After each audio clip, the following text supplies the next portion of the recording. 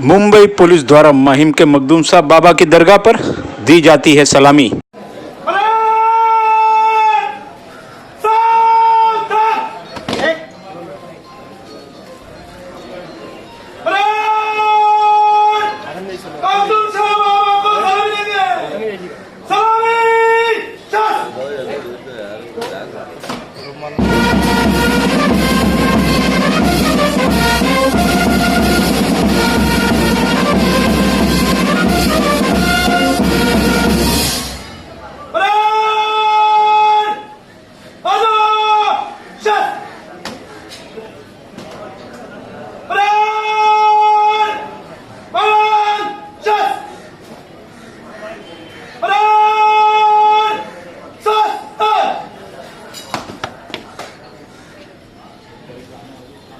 इस बार 29 दिसंबर को मुंबई पुलिस द्वारा कोविड-19 के मद्देनजर बिना किसी जलसे व जुलूस के चढ़ाई जाएगी चादर।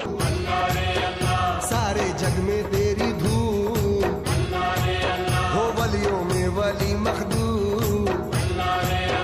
सारे जग में तेरी धूम, संदल कर लेना कबूल। ओ बाबा भूल के मेरी भूल, हम है खादिम तुम मखदूम।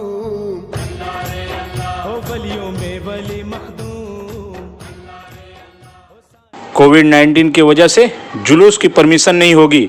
माहिम दरगाह के ट्रस्टी ने कहा कि दरगाह पर भीड़भाड़ न करने की अपील संदल कमेटी से की है। वहीं माहिम का मेला व सड़क पर स्टॉल लगाने की भी अनुमति महानगर पालिका ने नहीं दी है।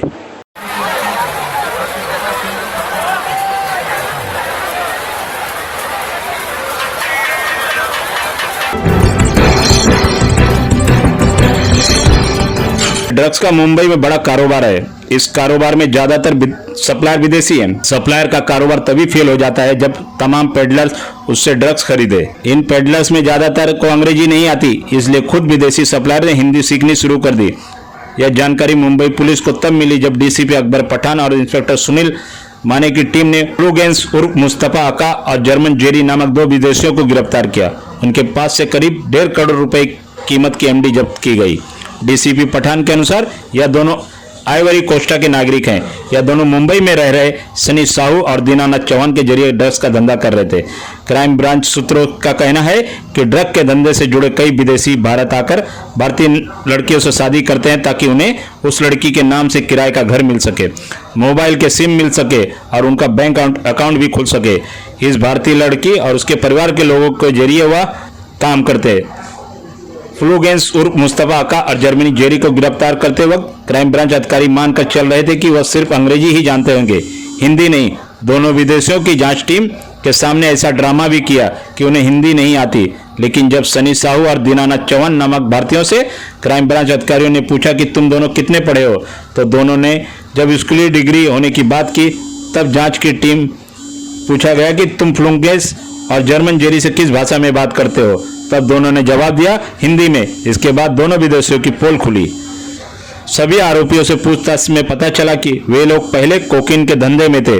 कोकीन की दक्षिण अफ्रीका से मुंबई में सप्लाई होती है, लेकिन बाद में उन्हें एमडी ड्रग बनाने की तरह फोकस किया।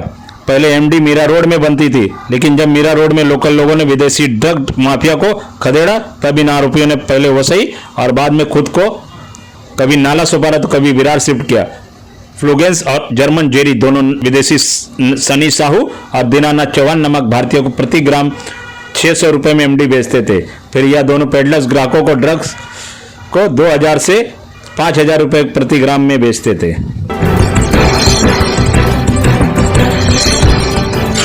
महाराष्ट्र में महिलाओं और बच्चियों के साथ बढ़ते अत्याचार के मामलों को देखते हुए उद्धव ठाकरे की कैबिनेट ने सख्ती कानून को मंजूरी दे दी।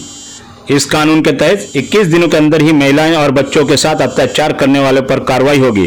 साथ ही इस कानून में फांसी का भी प्रावधान रखा गया है।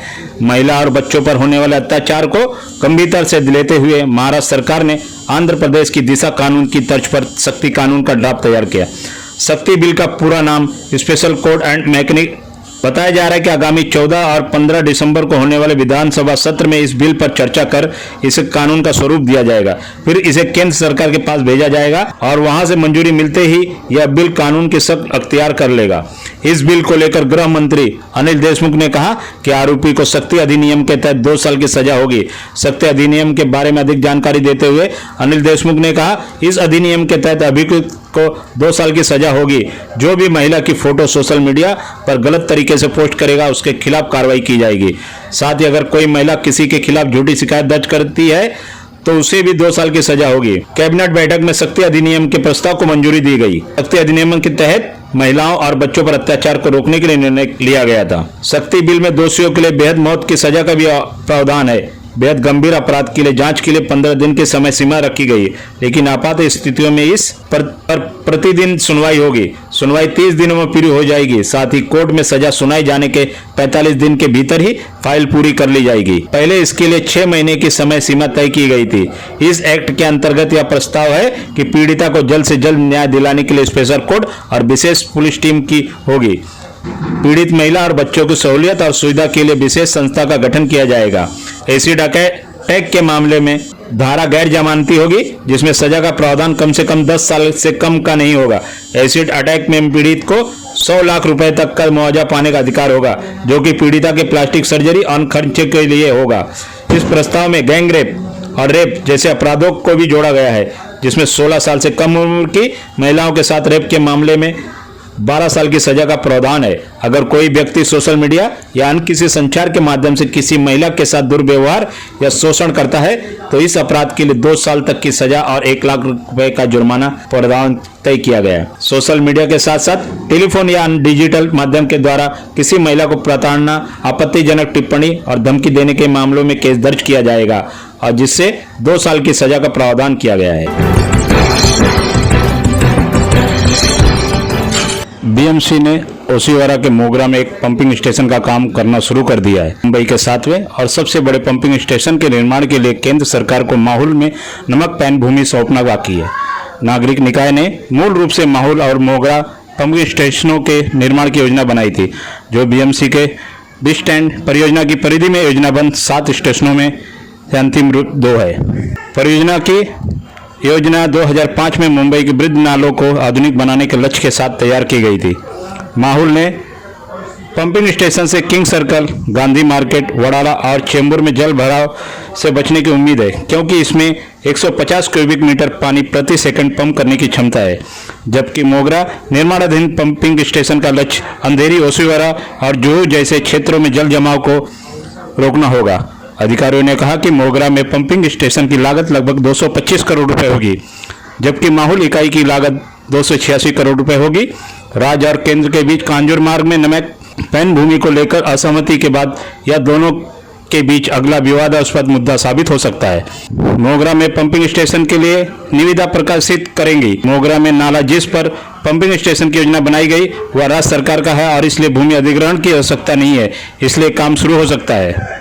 अतिरिक्त नगर आयुक्त पी वेलुरासु ने पंपिंग स्टेशन के लिए मोगरा में शुरू होने वाले काम के बारे में पुष्टि की है। उन्होंने कहा कि मैंने मुंबई के उपनगरीय कलेक्टर को तूफान जल निकासी विभाग को पत्र लिखकर निर्माण के लिए मंजूरी मांगी है, क्योंकि कानूनी राय यह है कि नाला राज्य सरकार का है। अब मोगरा में काम शुरू होने के बावजूद अधिकारियों का मानना है कि यह मानसून के दौरान शहर की समस्याओं से निपटने के लिए पर्याप्त नहीं हो सकता है।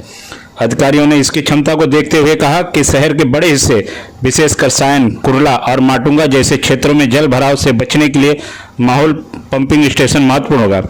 सायन कारपोरेटर रवि राजा, जो बीएमसी में विपक्ष के नेता है, उन्होंने कहा कि माहौल पंपिंग स्टेशन के लिए आवश्यक भूमि की खरीद के लिए नागरिक निकाय को रास्ते तलाशने चाहिए। उन्हें आपदा प्रबंधन अधिनियम लागू करना चाहिए और भूमि पर कब्जा करना चाहिए। शहर के पूर्वी हिस्सों में बाढ़ से 50 लाख लोग करीब लोग प्रभावित हैं। इस पंपिंग स्टेशन के निर्माण के लिए एक समर्पित सेल बनाया जाना चाहिए और पूर्ण समय सीमा की सख्ती से पालन करना चाहिए।